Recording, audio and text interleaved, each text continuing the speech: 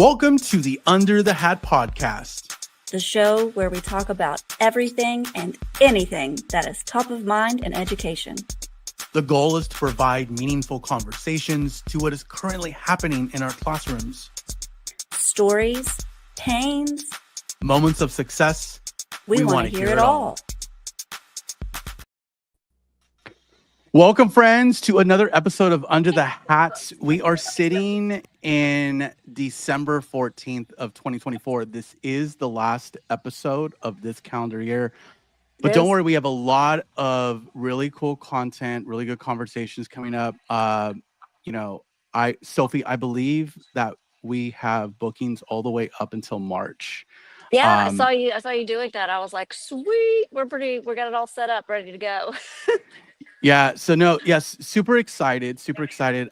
And so just so you all know, Sophie's not at home. She's gallivanting. No. Sophie, where are you right now?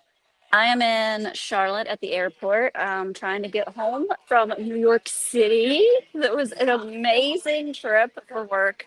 You know, the side hustle to the podcast. But yes, I'm supposed to be home by now. But it's okay. Right. It's okay. I will get home eventually. Yeah. So if Sophie just like leaves, don't be offended. That's her trying to get on an airplane. No, that's good. That's good. And so, Sophie, we do have, before we dive in with Lisa, and by the way, we do have the phenomenal Lisa Moe here in the house. We'll be chatting with Lisa about all the things in a bit. But we do have, Sophie, we have some updates on the store. The store? Yes. Yeah.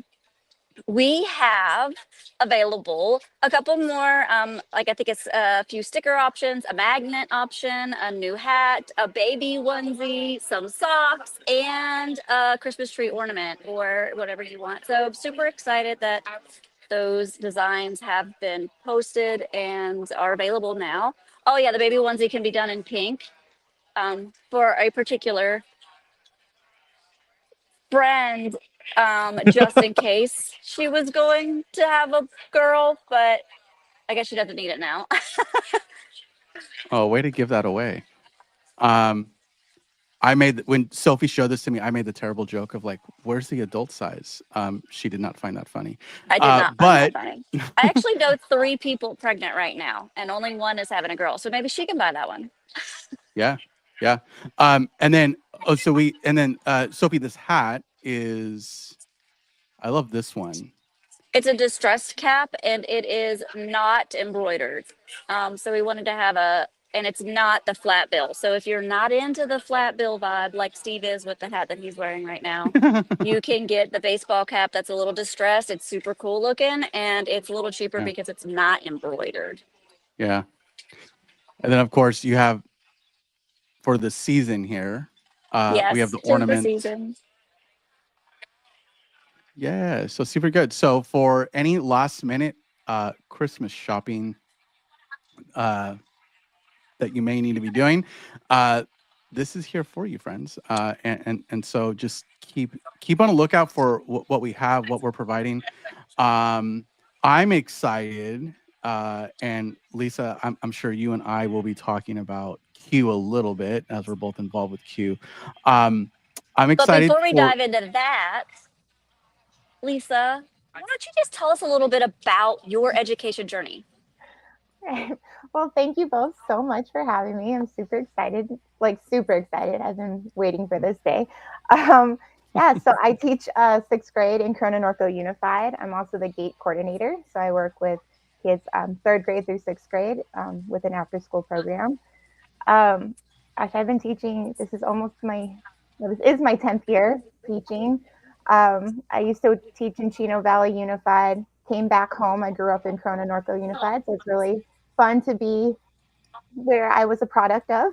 And I mean, there's so much to say. I could sit here forever. I'm a forever student, so I'm like always in school.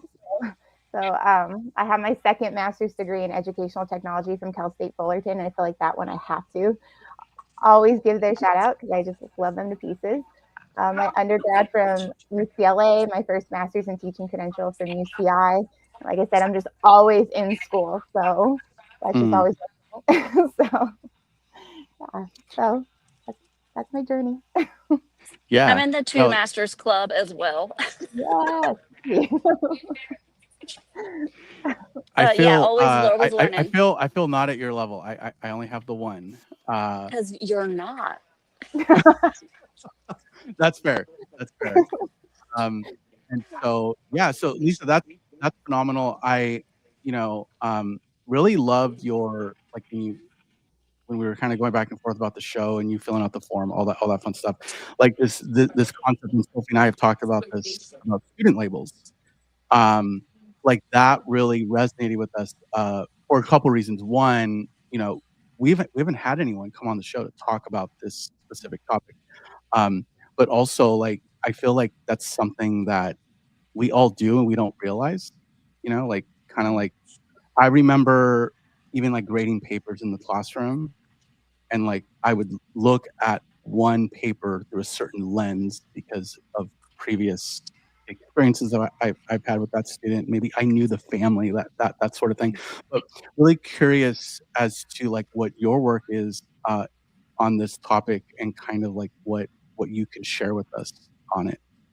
Yeah, absolutely. I think I'm very passionate about this. So this is something that when I do present or I coach other teachers or just the work I'm doing, this is one thing that I'm just very zoned in on of removing those labels of on our students. And for me, my personal story with that is that growing up, like I said, I have been a lifelong learner, but that doesn't mean that it's always come easy. And Mm, part of that is that, I struggled with math. Like math was not my thing. And, I was told I had to do it one way. And even if I could get to the answer, if it wasn't done in a certain way, that label came over me like, you're just not good at this. And unfortunately, I had a teacher, I won't say what grade, but I had a teacher that put that label on me and really stripped my confidence of who I was. And it kind of followed me a little bit mm, as I grew up, and continued on my educational journey. And it really wasn't. It didn't matter how many more teachers would tell me like you're good at this. What are you talking about? Like you got this. If I didn't feel like I was doing it as fast enough as my classmates or however I was already kind of zoned in on from that one teacher, that was my standard of this makes me good at this or this makes me smart because of this. And it really wasn't until I got to, I want to say like my senior year of high school, that it kind of just like clicked in me of like you've look how far you've made it. Like it never stopped me, it pushed me, but I still had this lack of confidence within me. And I don't know, it just kind of woke me up of how many other students are like this around me. How many of my classmates are like this? I'm seeing them do incredible things, but they're labeled as not a good reader, not good at math, not smart enough, not, fast enough, and, athletics, not this, not that. And that's very harmful. So I feel like that kind of carried on into my career of how can we remove that? How can we show the potential of every student without kind of putting them in this box? right. Love that. Yeah, and that also carries over into like behavior kind of things, right? So like I remember, we get all of our rosters like about early August, late July, right? That's how I was in my district. And then you would enter like the break room for the first time for that PD day. And I remember teachers would be like, "Oh, Martinez, you have that kid." Yes. And like out of the gate, I maybe without knowing, I had this perception of the student before I even met them, right? Like I knew nothing of this student, but somebody else had him like maybe the year before. And then now I have this preconceived notion, which is super unfair, right? And sometimes that had to do with behavior stuff, or sometimes it was like, oh, that kid can't do this, that, or the other. And oftentimes I had different experiences with those students that were called out in that way, right? For maybe a wide range of reasons. Maybe they are growing up, right? There's that part of it, and maybe the way I taught was different than previous teachers. And so I would imagine like that's a big role with that too. So what could we do? What are you doing, Lisa? Maybe like purposefully to really like be in the mindset to better address that issue. Yeah, no, you brought up exactly where I would take that is also the behaviors. So, um, I don't know if that's how your districts would work, but we get like the pink and blue cards, in the summer. So all, the girls are listed for your class on these like just Oh, okay. little cards, and all the boys, and they tell you, any additional comments that you need to know. And I learned so early on, I'm not reading those because these are the opinions of other teachers. I want to get to know, I want this child to tell me exactly who they are. I want to get to know who this child is. And I Yeah. have found that has been so helpful for my relationship building with my students, because they come in a lot of times already feeling like, who I am, like I am that kid, they're already carrying that, but I don't show it. I try not to. And I think it's not probably until like parent teacher conferences, because now, we've been in for a few months, that I'll glance at these cards finally and just kind of see. And I find more often, I'm like, really? That's what they had to say about that kid? That kid's amazing. Or that, so just really, and that's not to discredit any colleague or anything. It's just let these kids, let our students tell us who they are. Let me learn, what helps them, what's causing behavior. I think, there was a situation a few weeks ago where one of my students like flat out said to me, look, I know I have the reputation of being the bad kid. And I said, who said that? Like, no, wipe that from your brain. You're not. Do we all make choices?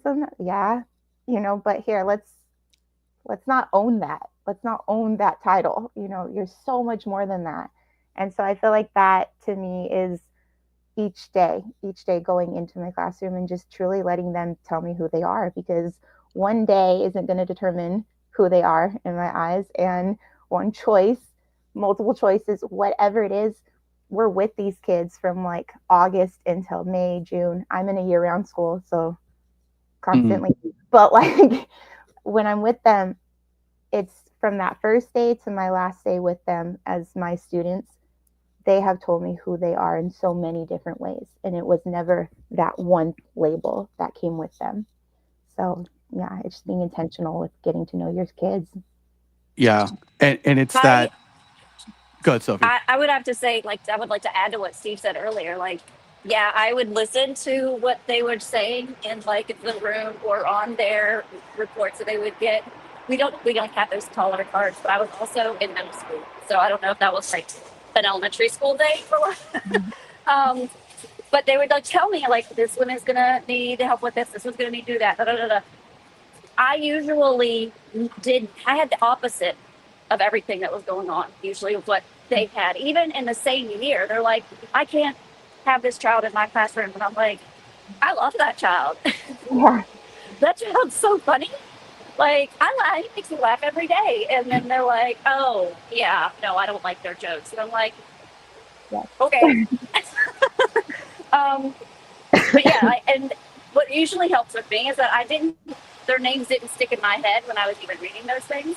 And so they always came in with a fresh start, even when they were like telling me their names and like telling me their stories about that child. I didn't remember. So, Yeah. so it was like they started a fresh start with me every time they came, which is it's really powerful for students, especially the students that are like little siblings of another student. Yes. They're like living up to their big brother or big sister's reputation, or sometimes a whole string of siblings reputation, and then they're the one child that's different. That sucks for that kid. Yeah.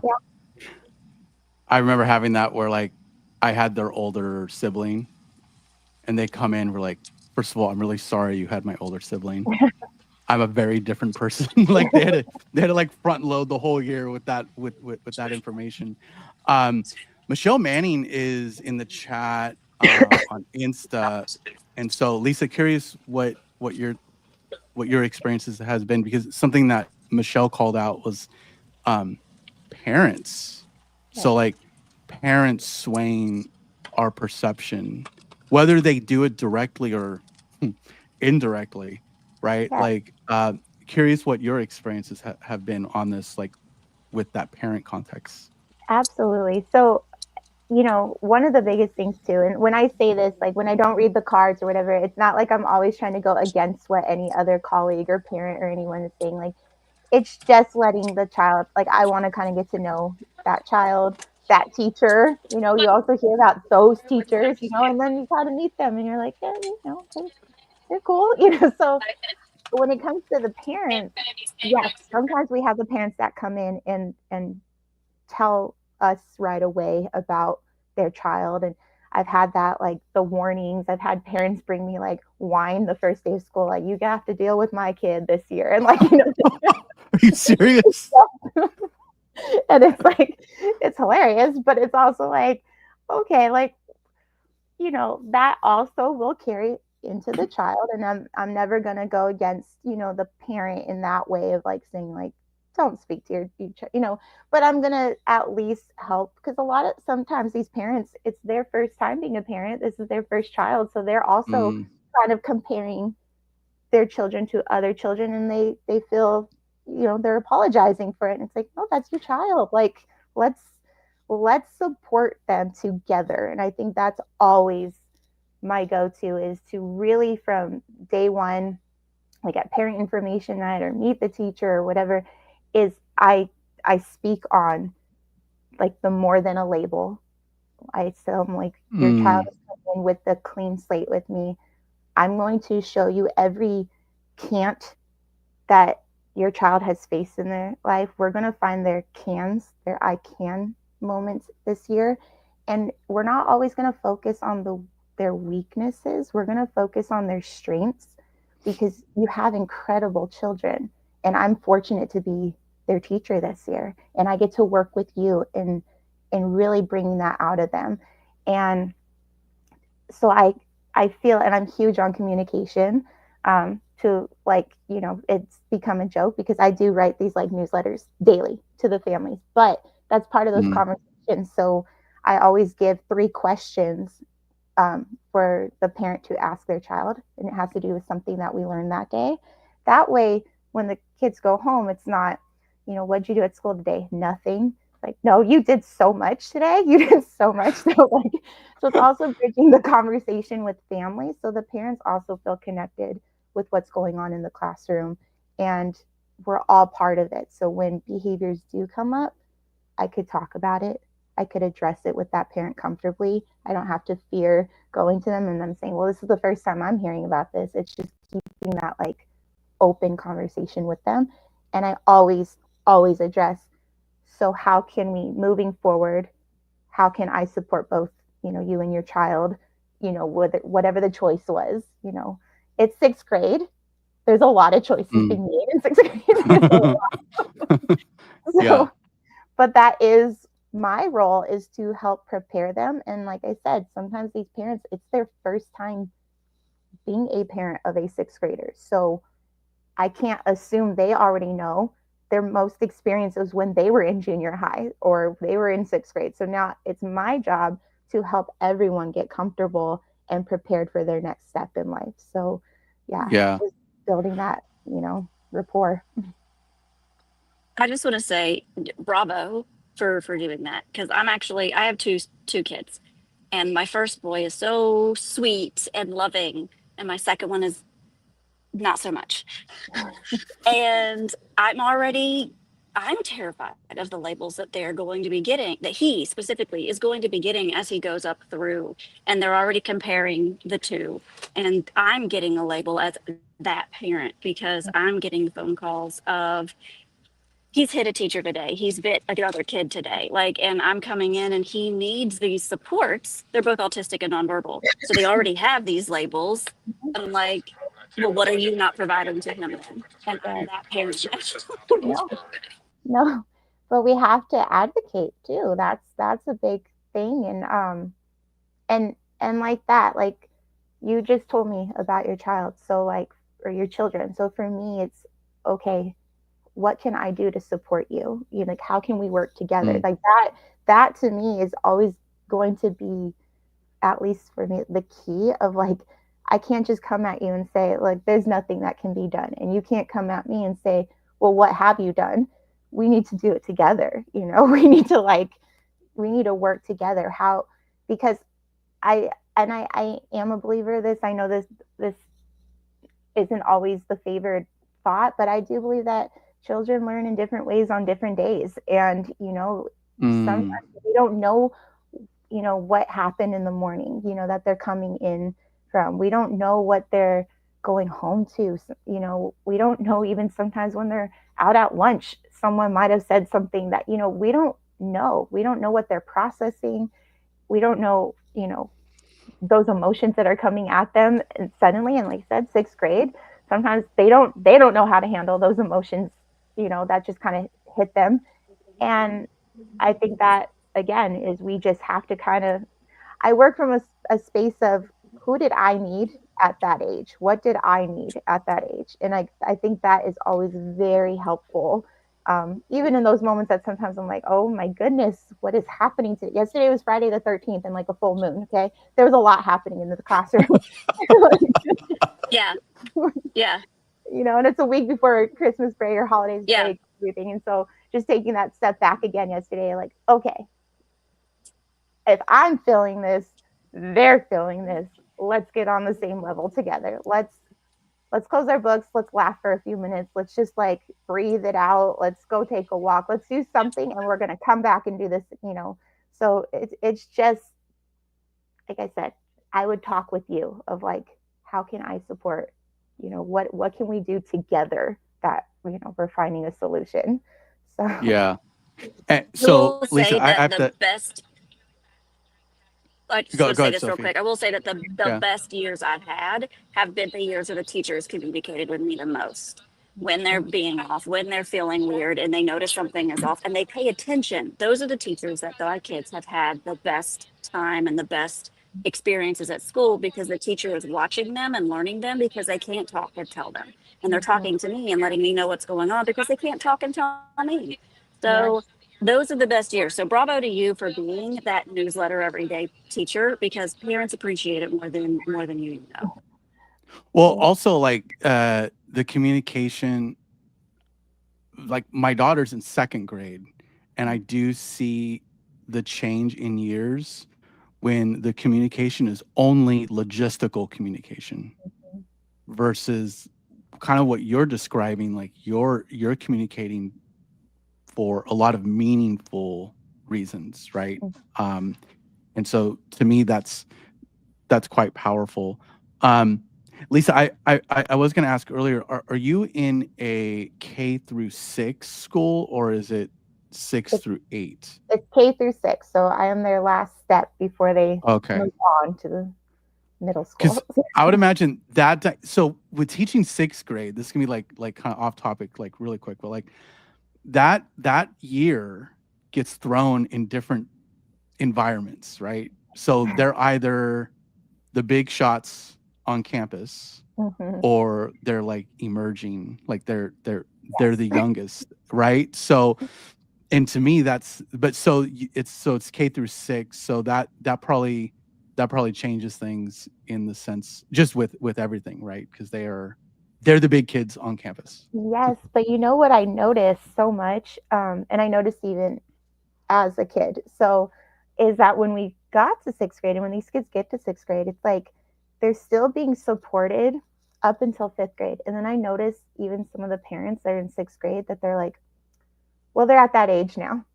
Like that's also part of the label. It's like they're at that age now. They got it. They should be doing this on their own. And it's like they're still like 11 and Mm, 12 years old. Like they still they have not gone to middle school. They're They still have not, babies. they're still babies. Like they Yeah. need that. And like I could like my class this year, I love like there's a innocence about them that like yes, they want to grow up, they want to be cool, they want to be the oldest on campus, but the minute I pull out stickers or like we get to put marbles in the jar, like it's like like, so this excitement. And so like there's still that childhood aspect. And again, going back to parents, that's one thing that I always, there's 5th, 6th grade teachers and we're all self-contained.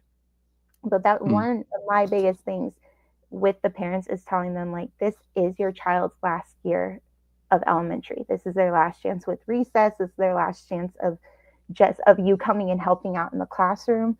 Yes, I'm going to prepare your child for middle school. I promise you that.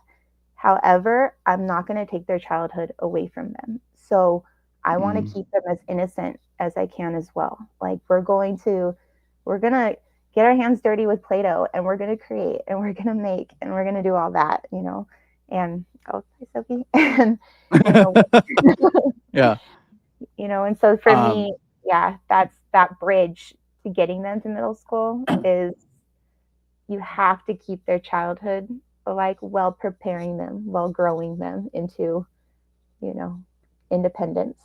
So And I that's kind of the feedback I get from my daughter's school. So they are K-8. oh wow, yeah. So they go through the junior high years. Dual immersion school too. Like that's part of their. Ours too, yes.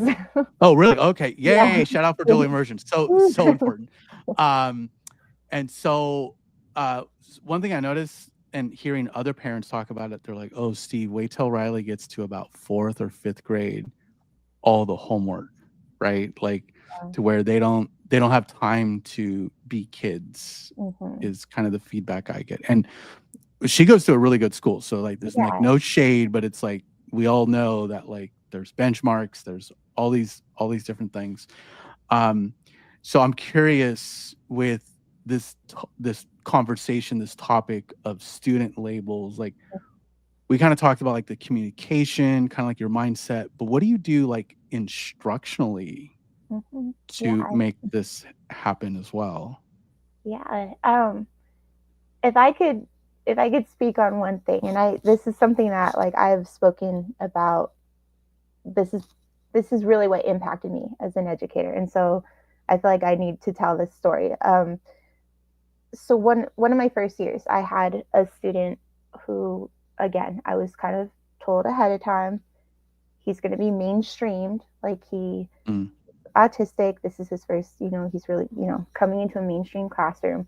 And at Meet the Teacher, his parents kind of came to me and we're going to be here every day. Like we want to know, check in, check out. We want to know everything.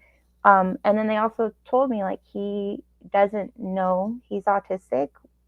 Like we just want him to know who he is. Like that's not something that, and eventually we'll talk to him about it. But right now, and at the time I was teaching 4th grade. So right now he's just a 4th grader. And again, having those conversations with his parents, like almost instantly, because of my communication, because of, the comfort that I feel like I was able to give them, they weren't as, on me immediately, as they intended to be. Yeah. And his name's Ramari, and I could speak openly of him. He lacked self-confidence. He would stim. So like when he was stimming, he would like kind of like put his fist like this and hit and make noises. And to other 4th graders, they're kind of like, why aren't you doing anything, Miss Moe? Like, why aren't you stopping? Like, this is kind of annoying, or this, the looks I would get. But part of my classroom culture, we have 2 class mottos, and it's yes, I can, and be kind.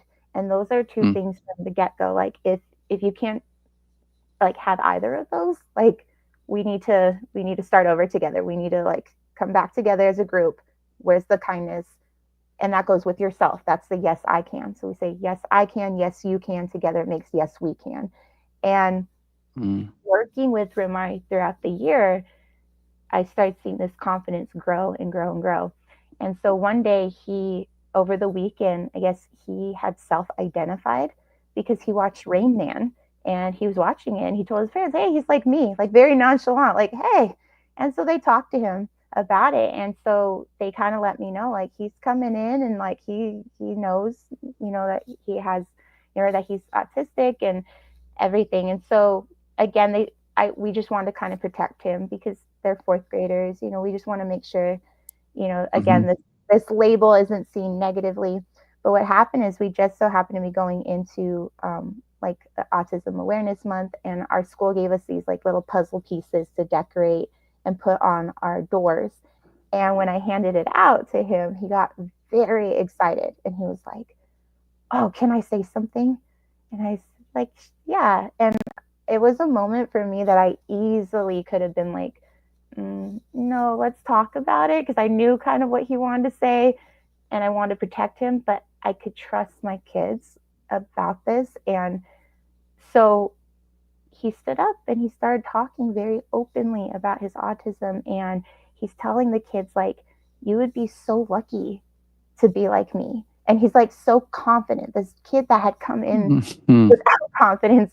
And he's explaining to them why he does this. And he's like, you might think this is weird, but I do this when I'm happy. So know that that's like, this is something like I do when I'm happy. And he's like, and so I'm watching the faces of my kids. I'm like in the back, like, I'm just like, I'm going to cry so hard.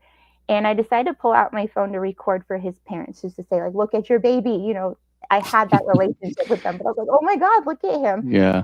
What I wasn't anticipating is at the end, some kids' hands went up, and he was like, questions. Like, ooh, he was so excited that they had questions. And again, I could have stepped in and been like, okay, let me screen these questions, because I don't know what's about to be said. I don't know.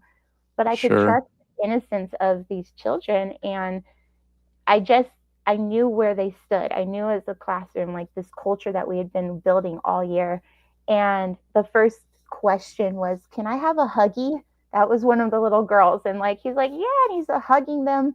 And another boy in the classroom who was always kind of the hardest on Ramari, who didn't fully ever understand him.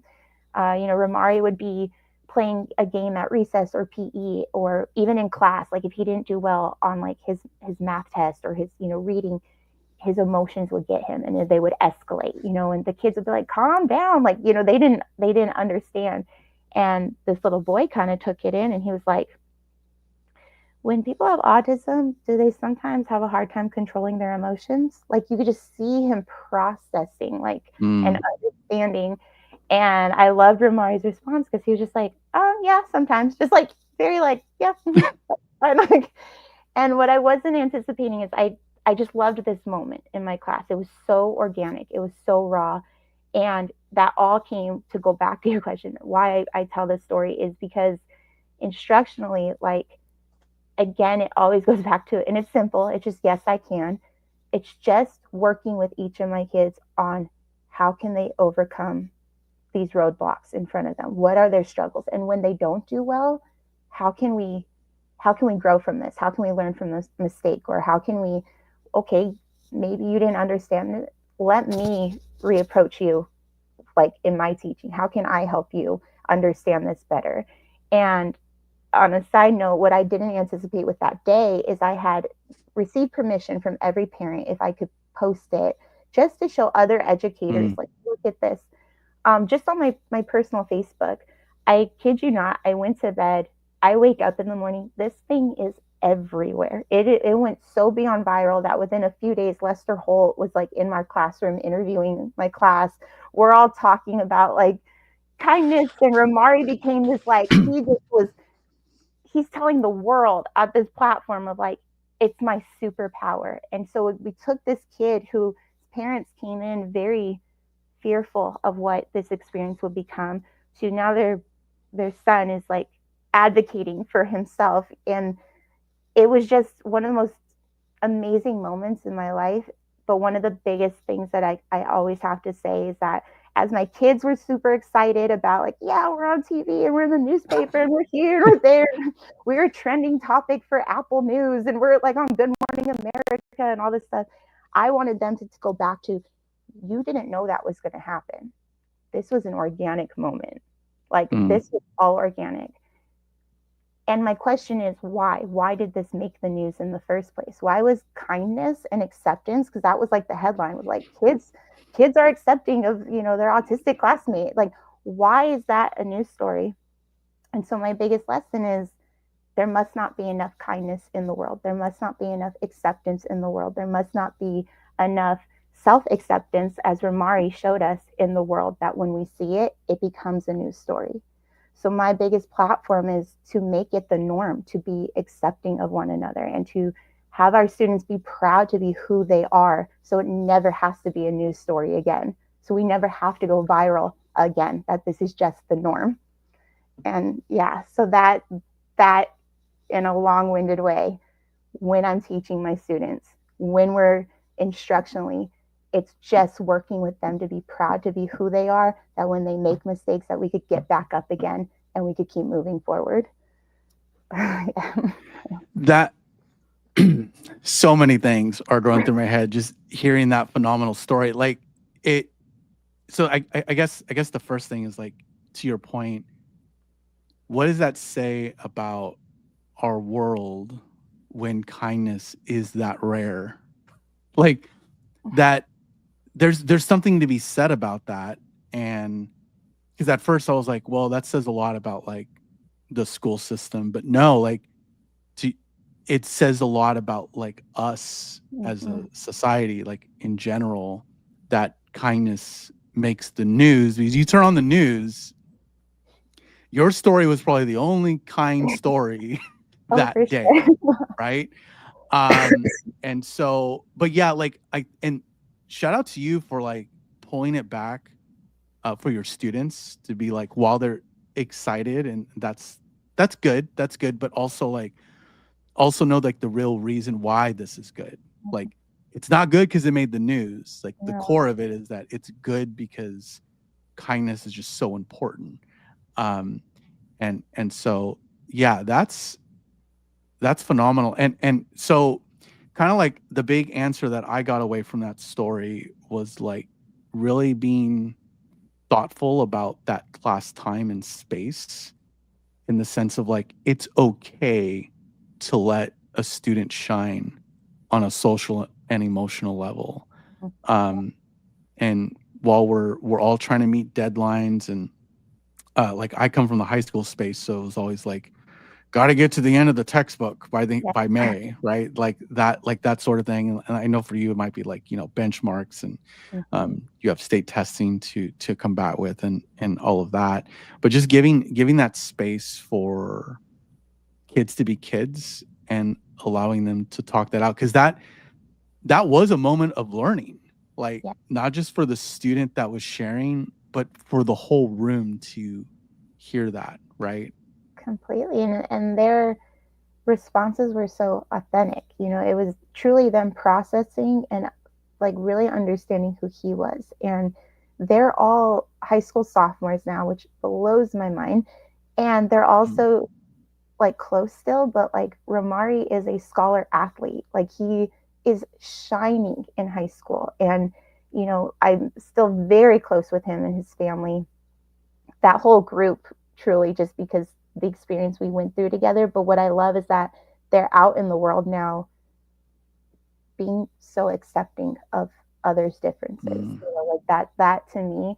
And because of that, they continue to teach year after year my next classes, and so it's just like, it carries on of this. When you enter this classroom, this is who you show up authentically yourself. You don't have the right to make anybody else feel unwelcomed here. This is our space together. And it really does carry through, And so I think that's kind of what brought me into sixth grade too, because I saw the need there.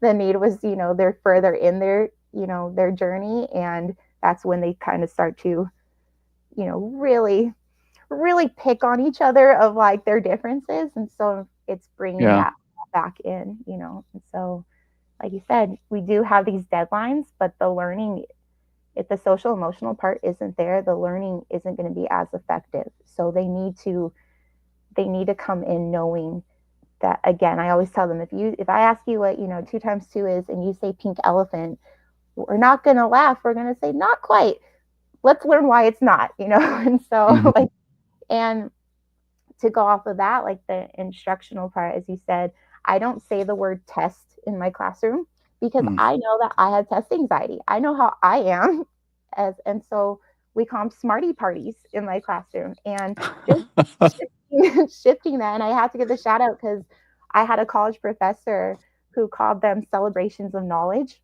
And that really helped when it was time for midterms and finals. Oh, it's just a celebration of knowledge. Show us what you know. I took that idea, but the way I explain it with a smarty party is when you walk into a party, there's going to be people right away you feel comfortable with. And those are those problems on your assessment that you're like, yes, I got this. You go a little bit more into that party and there's going to be people that you recognize their face, but you're like, oh my gosh, I can't remember their name. If someone would just give me a reminder. And those are those problems that when we're, testing that you're like, I know this, I just need a little hint. And then if you just trust it and you continue going in the party, you might see that I have never learned this a day in my life. I have no idea who those people are.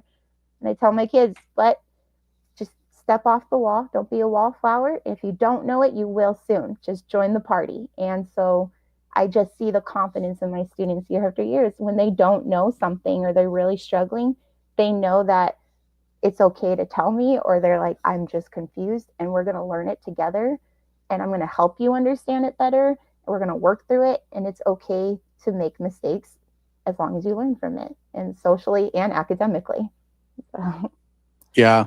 Because if the mindset is, hey, I don't know often, and then I don't know how to do anything about that, that's going to snowball over time, right? Like that is part of how you end up with a group of people that are either not equipped for life or not literate, or, like just knowing how to get the right answer. And that's, to me, like, as when I was still in the classroom full time, like that was a big part of like what we were trying to do. What I was trying to do is like, how do you go and get the information that you need to solve whatever it is, whether that's pass a DMV test or like, how to manage your finances, right? Like all these different things. But it is easy for a student to feel like, well, I don't know and I'm never going to know. And like you being able to break that down for them and break down that barrier is super big. I think, like I said, I come from my own, just my own experience. And like, I think I could talk to my students about that of like, yeah, I struggled with, this type of math, geometry, and I did not get along, but I'm here now. And I could tell you guys, like, I learned it and I know it. And did it take me a little extra time? Absolutely. Did I get it right away? No, but I'm on the other side of it, and it's okay. You'll get there. You'll get there. And I think that's always really helpful, is that I could relate with them. That's so good. That's so good. I do, Lisa, have to give you a shout, and correct me if I'm wrong, because you had posted something earlier today that seemed like exciting news. Oh, and it looks like you've been recently featured in a magazine. Is that correct? Yes. Thank you. For Medium magazine, Medium Authority magazine. Yes, I was interviewed on my journey with AI in education, and again, breaking barriers for our students. And so I'm really excited about that. Oh, that's awesome. I was like, congratulations. Because I saw that this morning, I was like, how new is this? So I'm assuming this is something that is new, right? Like as of today? Yeah. So within like the last week, I probably shouldn't say. So it like came up last week, but they spelled my name wrong. So they had to go back. They put an E at the end of my name. And so they had to wait for the final. So today is like the pretty one. So yes. Awesome. No, that's super good. So with AI, so what's the AI context with all that? So to know, I served last year as a CSTA, Computer Science Teachers Association Equity Fellow, one of the only teachers from California selected. An amazing year-long fellowship process, and I continue working with them. So again, just equity in the classroom. And then also from the lens of computer science as well. But for me, I think, AI is coming so fast. It is here, and we're all trying to figure out what are we doing and what is happening. But again, I take my step back of what my focus is, and I see Mm, it through the lens of how can this support my students? So I could take a text that might be difficult for one of my students to read, and I could change it, to their level where they're still reading along with us, and mhm, I'm not like out, outcasting them. They're still part of it. They're still getting the core, without fully realizing that things have been changed for them. So it's very individualized for each of my students, and mm, um, helping my students understand the barriers that come with AI. And sometimes,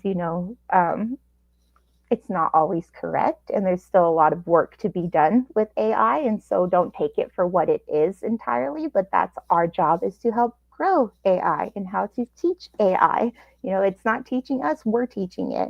And so just to have that platform to speak with Media Magazine was really, really awesome. It came through my work with CSTA, and just yeah, just what's happening in education. And my biggest thing, and I have to give a shout out to you, because with your work with Cami, I see all the amazing things you do. And one of the things that I cannot thank you enough is that you take educational, like, a standpoint, and you hear our feedback, and you listen to us, because there's a lot of tools out there that are like, this was good for teachers and students in the classroom, and they've never stepped foot in a classroom, and you get it, and you're like, mm.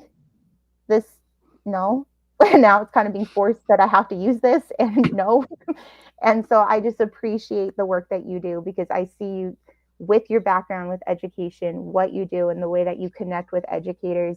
You are making a difference for all of us, because I'm a big Cami fan. So I really appreciate that. Yeah, I I think that I can't take the credit for this, but like I think Cami did make a really big, important move in about what was it? It had to been like 2021. It was like very, very like we were just getting out of the pandemic, where they were like, wait a second, why are we being the spokesman, or like why are we being the ones to have these conversations and training teachers and training coaches? we have we have a bunch of Steve and Sophies out there. And so them making that move to hire folks to basically still be educators, and that's what I appreciate about what I do at Cami. I don't know if I'd be a good like salesperson.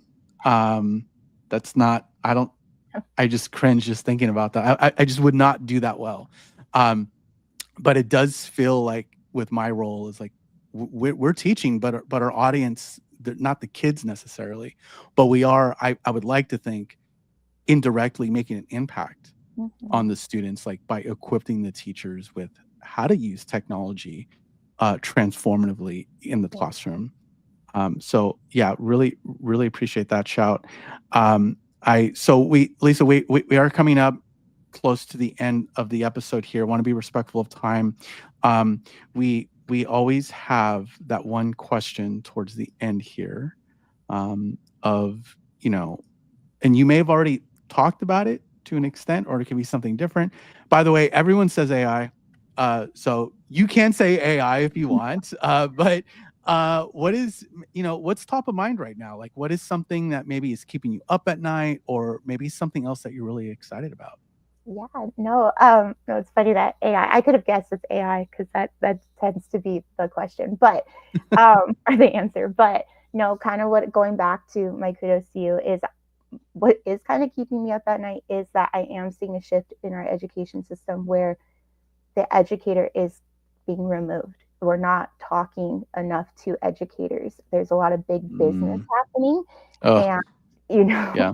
I'm seeing it with conferences. I'm seeing it with promotional things for educators. I'm seeing there's so many things that um, we're removing the educator, and I think that is kind of a concern, because, like I said, we're in the classroom, we're being told what's happening in the classroom, but it's like, no, that's not happening. There's Mm, the news that's on social media of like teachers are saying this and teachers are going against this, and it's like, we're still dealing with our students day in and day out, and then all this is happening too. But at the core of it, don't forget, we care about our students first and foremost. And so I think that's been kind of keeping me up at night, is because I'm seeing the removal of the educator and the voice of the educator. So that's what I'm trying to keep going with. So yeah. And I guess what's not helping right now, and this is not like confidential information, you can look online to look at this, but like you mentioned like the business side of education, it's really busy, right? Like how many just within AI tools themselves, like just that part of the market. There's a lot of them now. yeah. And I think what's kind of aggravating all that too is ESSER funding going away, right? Like there's especially Lisa in our state, right, where there are a lot of budgetary concerns, conversations happening, to where now that makes all these companies they need to be even more loud. Yes. But in the process though, I do think that's a powerful point of like in the midst of all that, it is removing the educator from, and not to say that we had a voice at the table to begin with, and that's a whole different conversation. But it makes it worse, right? And so no, that's certainly something worth talking about. And I love that you're doing the work that you're doing at the level that you're doing it from the classroom. Like there, and I do miss that piece of it, where like it comes across super authentic, right? And I do understand that you're speaking at conferences, like you're delivering stuff. Where can people find you? Where can maybe like in person at conferences as well as online? Yeah. So while online, I'm Miss Moe Teaches across all social media. And I will be at FETC in Florida next month. I'm presenting twice. I'll be at Oh, Spring Q in Palm Springs in March. You can catch me online as well, doing different webinars with CSTA and Riverside mm, County Office of Education. But social media is always a way to contact me.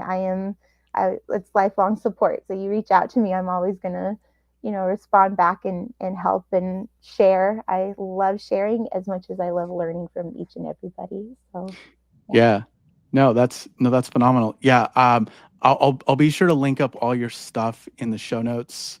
Um, did I make it up that you and I both spoke at the Edu Protocol Worldwide? Did I Yes, make that up? yes, no, you did not make that up. Yes. Okay. Okay. Okay, yes, yes.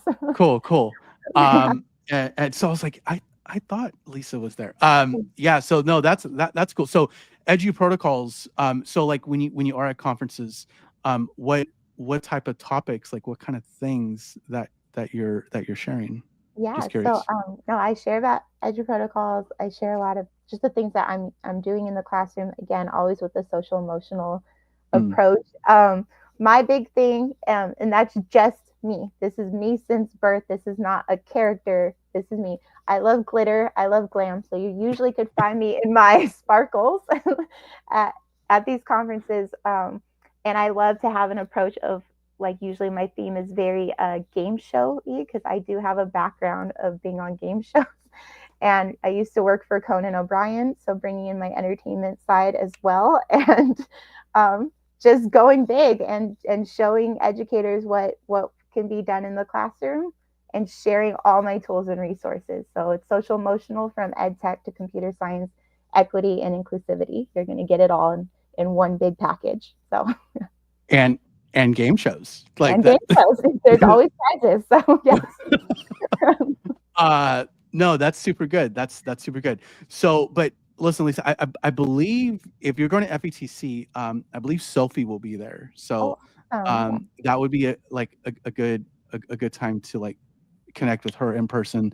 Yes. I will be in Palm Springs Awesome. this March, so yeah, happy to be sure to go to that exhibit hall, or I will try to catch one of your sessions, Yes, time please do. permitting. Yeah, but yeah, no. So Lisa, thank you so much for hopping on, for being a part of this. I know that I learned a lot. I know my listeners are going to get a lot out of it, and so just really appreciate you. Thank you so much. No, I appreciated every moment of this conversation. So thank you. This was a good Saturday morning. So thank you. Yes, yes, yes. And for everybody, jumping on, catching, watching, listening, just thank you so much for contributing, for showing that love to the show. And, again, this is the last episode of 2024. I believe the first one back is going to be on January 4th. So be on the look out for that. And just super excited to roll through the spring with the show. If my math is correctly, and sometimes it's not, I believe season 2 is going to end about episode 60-ish, which is, I think, going to be a pretty cool milestone for the show. But with all that being said, you all enjoy the rest of your Saturday. As always, keep your hats on, but your minds open. Catch you next time.